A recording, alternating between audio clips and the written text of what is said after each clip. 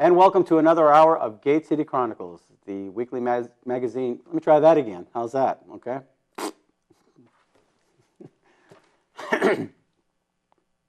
And welcome to another hour of Gate City Chronicles, the weekly magazine located here in the city of Nashua.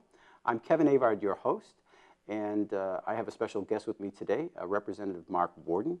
Mark, what town are you from? I live in Goffstown. Oh, in Goffstown. Okay, so a neighbor. Yeah. So you're a freshman representative? That's right. Like yourself, this is our first term, so we're no longer really a freshman because we're in our second year now of a 2-year biennial term. Oh, that's right. Oh, interesting. All right. So we've got the freshman jitters all shaken off and ready to go out there and do some good for the people of New Hampshire. Are we doing good? I like to think so. Yeah? Yeah. So what are you learning through what did you learn for the first session? A number of things, of course, but one of the main things is when we talk about doing good, in many cases, that's just stopping a lot of the bad stuff that tries to sneak through. Right. There are nearly 800 bills each year. We had 800 last year, about 800 plus this year. And a lot of those are silly. Some of them, most of them are unnecessary, really. Right. Many of them increase the size, scope, and power of the state. So those are the ones we want to stop cold. Right. And I feel that's what we can be really effective doing, is stopping some of the bad legislation from seeing the light of day. So I hear a buzzword all the time. It's this whole thing of free staters and tea parties. Maybe you can help me out with some of these definitions. Let's talk about free staters. What is a free stater? Great. I appreciate the question because we're starting to see the people on the left and the liberals out there bad-mouthing free staters. They're using it as an epithet and saying they're extremists and this sort of thing. So let's set the record straight.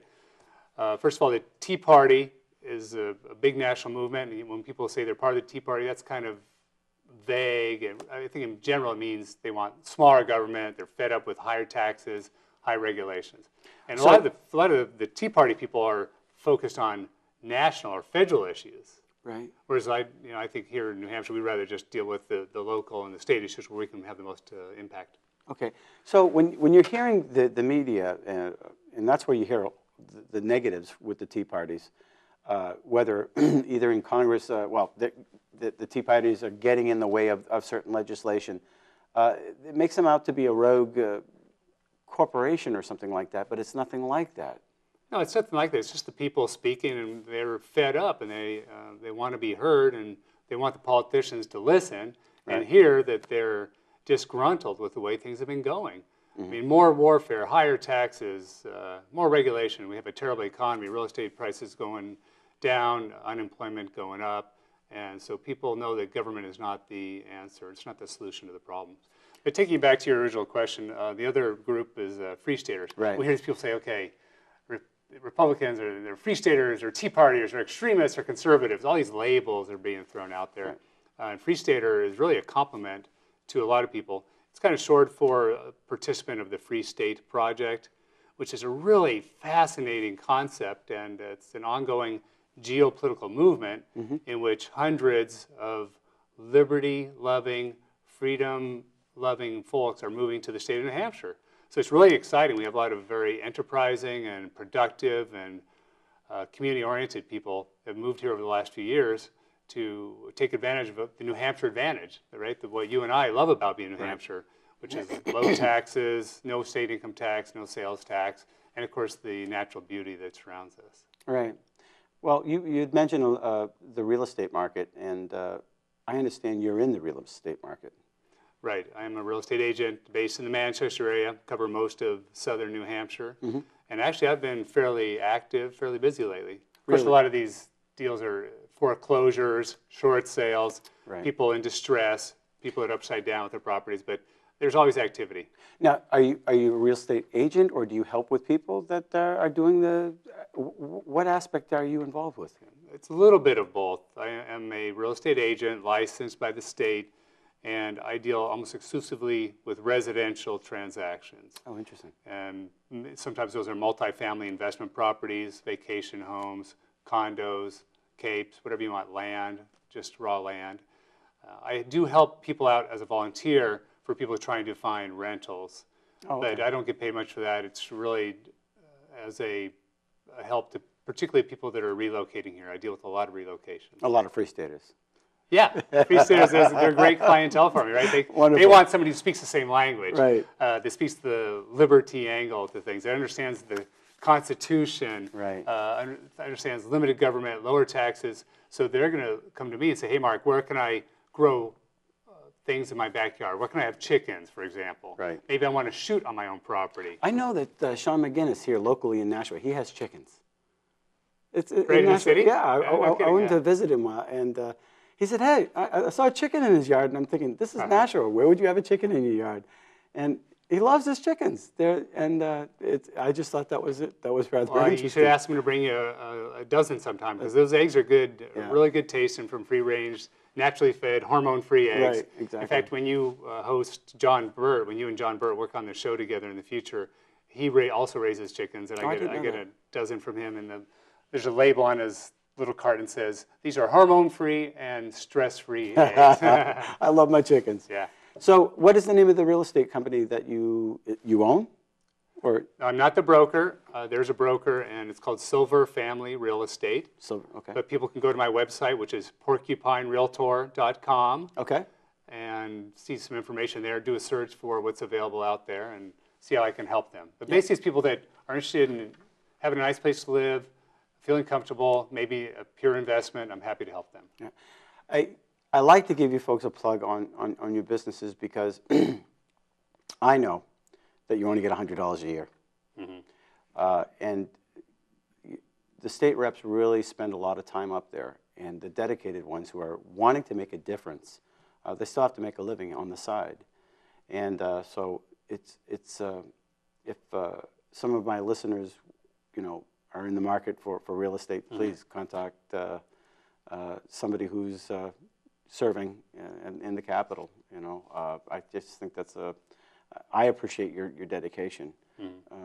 I know that you had mentioned the Constitution, and I think it escapes a lot of the local people that there are two constitutions that we have. We have our federal Constitution, and we also have a state Constitution, and both impact us. And can you talk a little bit about the Constitution? What are some of the things that may be affecting the citizens of New Hampshire? Yeah, I'm not a total historian, but the New Hampshire Constitution predated the United States Constitution by about 5 years. So this was ratified in 1784. And a lot of the same elements that you find in the Constitution of the United States of America are found here. So they were looking to a lot of the things we have in the New Hampshire Constitution that are great, like the pursuit of happiness, the inherent natural rights that are sort of God-given and natural rights. The government doesn't give to you, and they can't take them away. And among those include the life, liberty, and the pursuit of happiness, or as we say here, seeking and enjoying happiness. Now, you mentioned natural rights. Some people look at that and say, well, what are you talking about? What are natural rights? It seems to be a buzzword that I'm hearing even more and more because we have natural rights. Right. And they are a law, or our laws are based upon natural rights. Right? I mean, how does... Well, you'd like to think so, and I think the Constitution enshrines natural rights as being those that are unalterable and cannot be infringed by man-made law. And again, the right to life, right to happiness, right to pursue your own interest without having to beg for permission at every turn. Unfortunately, of course, the myriad laws, the thousands that we have on the books these days, are infringed on many of the natural rights, and it's I think our job and our duty now as conservative, liberty-loving state reps to kind of push back and remove some of those infringements that we've had over the last number of years and decades. Yeah, one of the things that I've discovered, in whether it's in caucus or just in general, New Hampshire is a very regulated state. And these regulations, they've gotten in either through lobbyists or certain corporations have said, listen, we want protection from competition. From competition, that's right. And so they get their people out to say, listen, these people are trying to come after your job, so we're going to create this bill. And then the state reps get lobbied, the Senate gets lobbied, the courts everybody gets lobbied. And all of a sudden we have this new wonderful law which says you cannot do this, or if you're going to do this, you have to do this. And that's going to protect these jobs. But at the same time, that's going to exclude these people over here. And that takes away the New Hampshire advantage.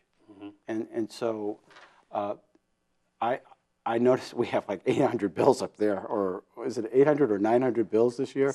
Yeah, somewhere in there. Now, one would draw a conclusion that that might be, oh my God, what are they doing? Are they making more regulations?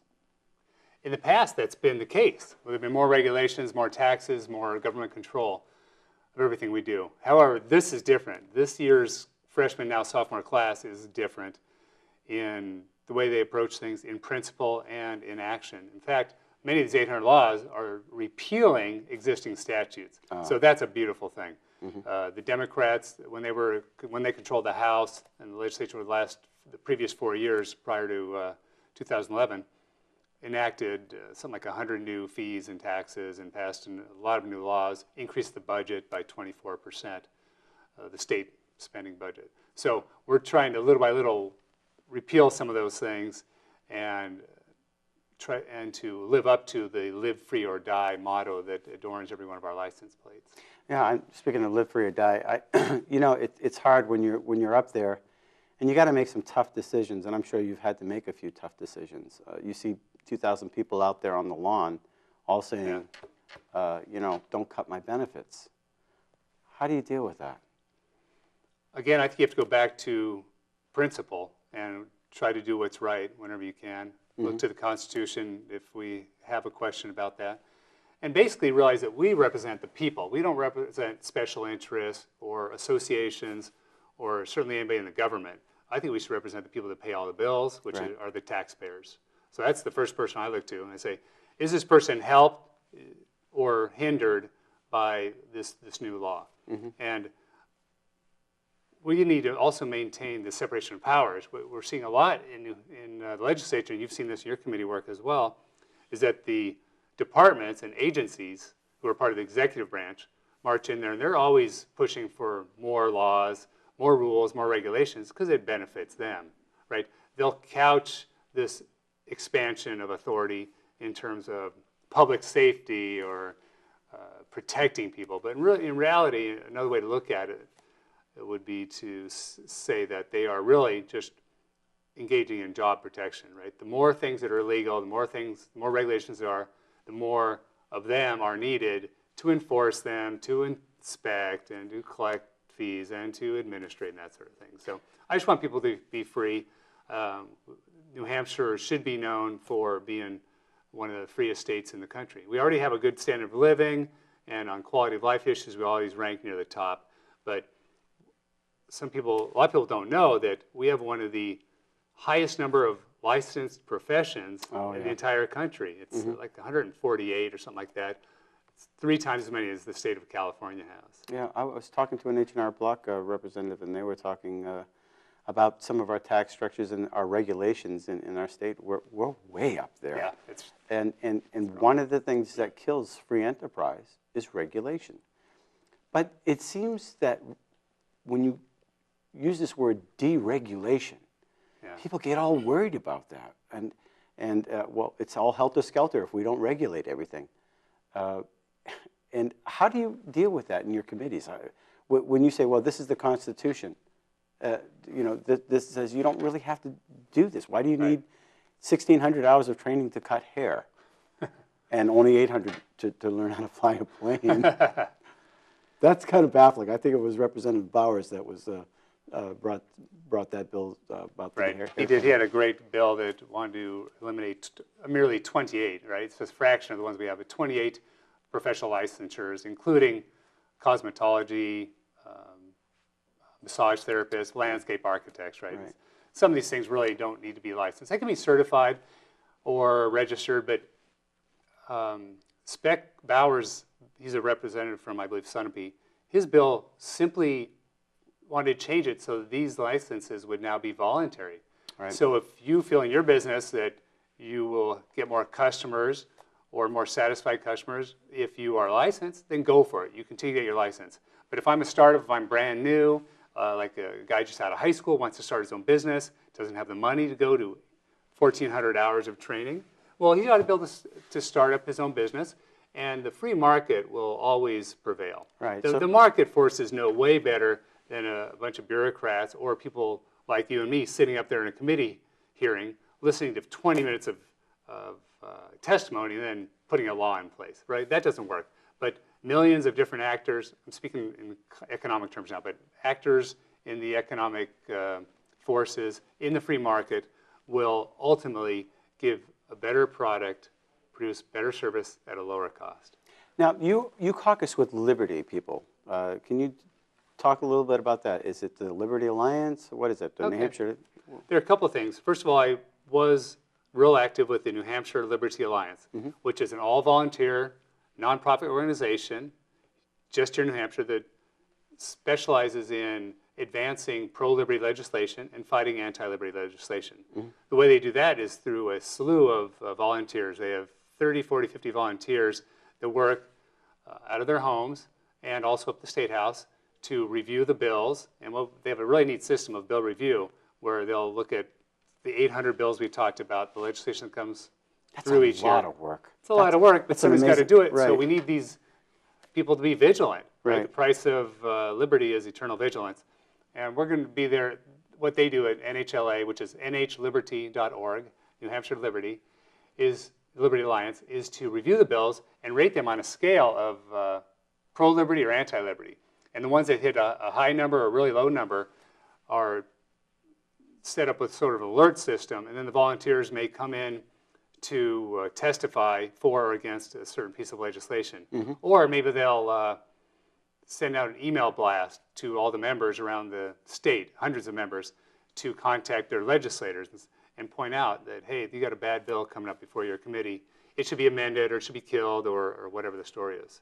And you know that it's impossible for us to read all the bills. It's all we can do, just keep up with our own committee, right? There are about 24 committees in the House. Exactly. And your viewers may not know all this, but it's just an amazing amount of information. So it's all we can do to keep up with our own committee's work. Right. I don't know anything about your committee. You don't know anything about criminal justice and public safety. So these volunteers are out there helping to safeguard New Hampshire's tradition of liberty. Interesting, right? Well, it seems one slipped by the books a few years back.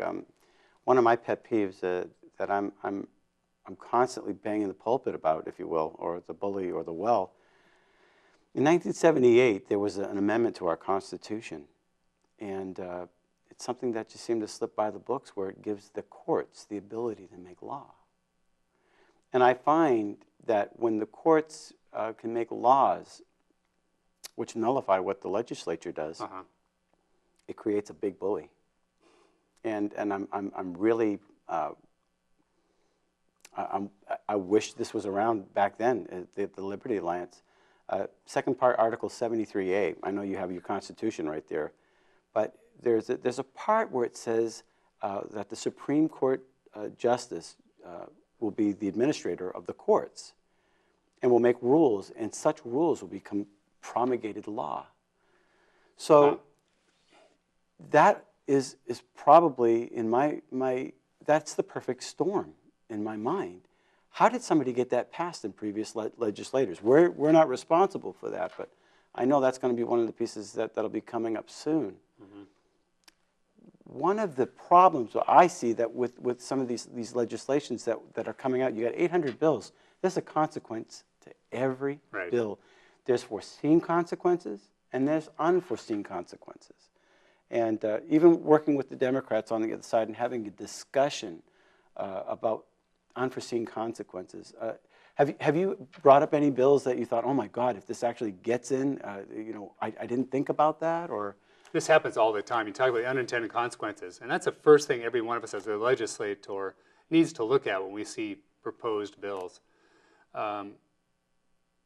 Yes, it happens all the time. There have been a number of bills this year and last year that had those sort of problems. And we try to vet those and flesh them out during committee meetings and hearings and subcommittees. But we can never think of everything. 10 or 12 people in a room right, you really need a lot of input from more people. So I think the system we have works pretty well because first you have to get it out of committee, it's hashed out, then it goes to the House, and it's go to the Senate, and often these bills are amended in the Senate, then the governor has a veto. So this sort of checks and balances system works out pretty well on average. But you're right, what we're seeing is an erosion of the separation of powers doctrine, Right. which is one of the most important aspects of our justice system and our political system in the United States. And you see it at the federal level, certainly, like the president making appointments when the Senate is unadjourned or that sort of thing. But we see it here too with the executive departments having a lot of influence in the legislative branch. But most people whom we're sent there to represent are busy working, taking care of their families, right? They're too busy. They can't take the day off to come speak before the legislature, but all these lobbyists and department heads are getting paid to be there. Exactly. Yeah. Well, that article that I pointed out, Article 73A in our Constitution, it's there. It's part of the Constitution. Somebody from somewhere, I don't know the history on it, got it in there. But that means that the justice system can legislate from the bench. Mm-hmm. That's dangerous. So when somebody goes to court, and we had a recent fight on this at the House, but when somebody goes to the courts and they have all this documented material and they present it to the courts, and the court says, you know what, we just made up a rule. And this rule says that we don't have to look at your evidence. Right. And so we're going to go with this information that we generated from some of our workers. We don't have to listen to your evidence. That seems to be abuse of power, especially if you have evidence. I'm not trying to lead the question, but I'm really worried about that myself as a legislator. And the Liberty people seem to be zoning in on things like this. Because once the liberties are gone, how do you get them back? Right. It's very difficult, and we see that every day, that once these things are in place, once the statutes are in place, once agencies and departments have promulgated these regulations and rules that basically have the force and effect of law, it's nearly impossible to reverse them. We have a lot of work to do. Yeah. I encourage people to keep voting Republican, encourage the libertarian and liberty-minded people you know to run, the people that truly believe in constitutional limitations on government and low taxes. Encourage them, have them call me or send me an email if people are interested and want to know more about it. Kevin can do the same thing. We'll help train people. I like to help identify, recruit, and train folks to run for state office or local office. I'm on the planning board in Goffstown, and there are a number of things people can do to really help promote more of a free market, constitutionally based, freedom-oriented state and local government. Now, who's this Don Gorman guy? I've heard of him. Yeah, Don's a great guy. He's been sort of a mentor to us that have formed a group at the state legislature called the Natural Rights Council. Okay. It's a group of very serious, principled legislators. You're a member, I'm a member. And what we do is we look at every bill and look at it to see, is it constitutional? How much does it cost? Is it necessary? Right. Right. What's the demonstrated need? If it doesn't have a demonstrated need out there, let's get rid of it. We don't need more laws on the books. Exactly. And the question you brought up earlier, which is, what are the unintended consequences? Every bill has them. We need to try to think multiple layers deep on how this is going to affect the towns, the taxpayers, the agencies. And if we don't need it, let's stop it before it gets started. Interesting. Now, I noticed that the natural rights people and the people that Don's actually started this group, I believe. Yeah, we invited Don to the founding meeting, and the reason for it is Don is a very principled guy. He's out of Deerfield. He's a former state rep back in, I believe, the 80s. He served a couple terms, and he's a great guy. He's also a good trainer. He's an NRA instructor, and he likes to be a teacher and a coach. So he offered to help us out, and a lot of us were freshmen that were part of this Natural Rights Council. By the way, the Natural Rights name comes from the Constitution, and let's see here, Part First, which is the Bill of Rights. The New Hampshire Constitution has two parts, 1 and 2, And the first part is kind of like the Bill of Rights. And Article 2, Part 1 is natural rights. All men have certain natural, essential, and inherent rights, among which are the enjoying and defending life and liberty, acquiring, possessing, and protecting property, and, in a word, of seeking and obtaining happiness. So, and it goes on a little bit more, but that's the that's what we talked about at the beginning of the show, was natural rights, and we thought that was a great description of what we were there, is to really only work on legislation that doesn't strip anybody of his rights, that complies with what our mission there is, to obey and defend the Constitution of New Hampshire. So this isn't a country club get-together? Yeah, on $100 a year, we can't play much golf or drive around in Cadillacs, so no. This is people who are very principled, who have dedicated a lot of their time and a good portion of their life to doing this.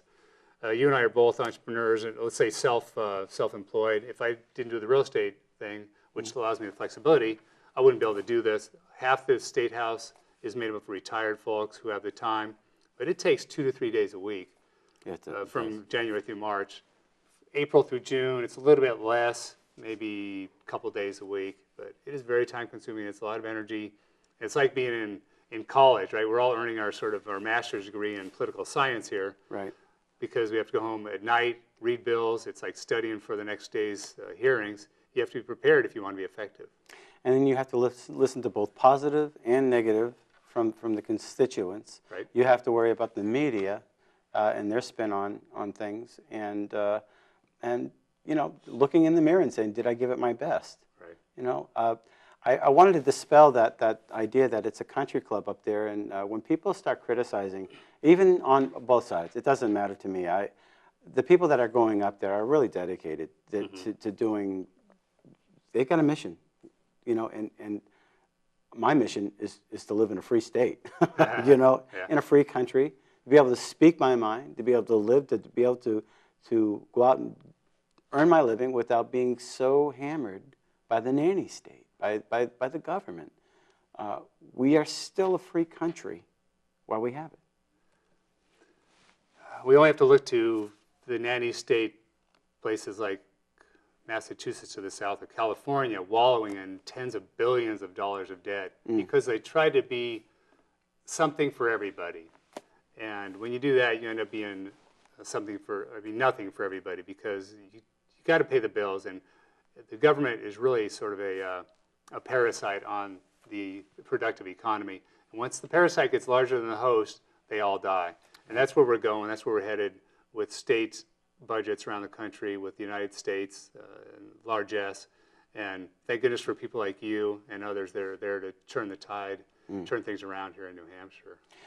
Well, we're going to be closing out this show soon, so I just want to leave some closing thoughts as far as what are some of the things that you want the people of New Hampshire to know, either about what to look forward into the future, how to get involved maybe, and what's going on? Well, if we can wrap it up, let's say that New Hampshire is a great place to be. We have the most accessible legislature in the country, right? 400 state reps.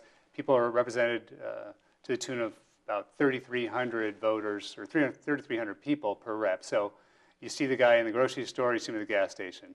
Call him up, send him an email, let him know what's on your mind. Make sure that we are representing our constituents. And if you want to try it yourself, we're happy to have you, especially if you like some of the things we've talked about during this last hour. Come on up and join us. It's a great experience. It's a chance to see how sausage is made, as they say, about the lawmaking process. But if you are principled and you have strong beliefs in doing the right thing, it's a great place to have an impact. You don't have to be a lawyer, right? Nope. You don't have to be a professor. We are a true citizens legislature in New Hampshire. Exactly. Yeah. Yeah, I find that some people think, well, you know, I'm not a lawyer, I'm not a professor, I'm not a teacher, I'm just a mechanic. I'm just a teacher, or I'm just a carpet cleaner. I work in a library. You have every right to go up there yourself and run and represent your people. And I think that is really what's beautiful about this. I mean, you don't get a lot of pay, obviously. No, but if you have an independent spirit and you believe in the idea of self-reliance, limited government, more economic and personal freedom, then you'll make a good legislator. Come join us. Oh, excellent. Well, I really want to thank you for coming and taking your time to come here. Is there anything else that you want to get off the table right now before? I mean, we could talk politics all night. Yeah, so. we could. This is a lot of fun. We do it all day too. But no, I just wrap up. And again, thanks for the plug for PorcupineRealtor.com, the New Hampshire Liberty Alliance at nhliberty.org.